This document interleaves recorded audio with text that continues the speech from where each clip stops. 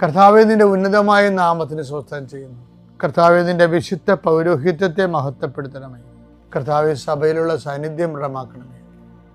39 വർഷം ഞാൻ അർപ്പിച്ച കൃപാന്റെ യുഗതിയായി കൃപാസ്ഥാനത്താരെ ജീവനോടെ പ്രത്യക്ഷപ്പെട്ട മാതാവിൻ്റെ മാധ്യസ്ഥയിൽ അത്താറയിൽ നടന്ന 10,000-കണക്കിന് ആരാധന ശക്തിയാൽ കൃപാസനത്തിൽ നടന്ന റാലിയുടെ ലക്ഷക്കണക്കിന് ജപമാല പ്രാർത്ഥനയുടെ ശക്തിയാൽ അങ്ങയുടെ മക്കൾക്ക് വേണ്ടി പ്രാർത്ഥിക്കുന്നു. പ്രത്യേകിച്ച് വിവാഹത്തിൽ നിന്ന് പിരിഞ്ഞുപോയവരെ, ഒരുമിച്ച് ജീവിക്കാൻ ആഗ്രഹിക്കുന്നവർ,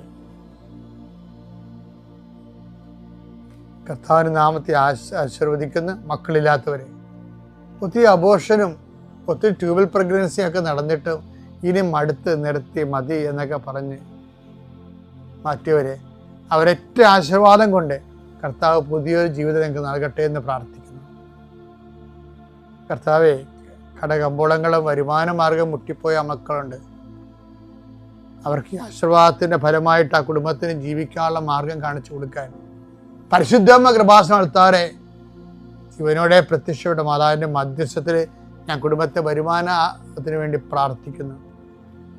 നീ വേണ്ടെന്ന് വെച്ച് അവസാനിപ്പിച്ച എല്ലാ കാര്യങ്ങളുടെ മേൽ കർത്താവ് പുതിയ മുളകൾ നിനക്ക് മുളപ്പിച്ചു തരികയും, നീ നിന്നുപോയ കാര്യങ്ങൾ, നീ വേണ്ടെന്ന് വെച്ച് തള്ളിക്കളഞ്ഞ കാര്യങ്ങളുടെ മേൽ ദൈവം നിനക്ക് പുതിയ പ്രത്യാശ നൽകാൻ വേണ്ടി ഞാൻ ആശീർവദിക്കുന്നു.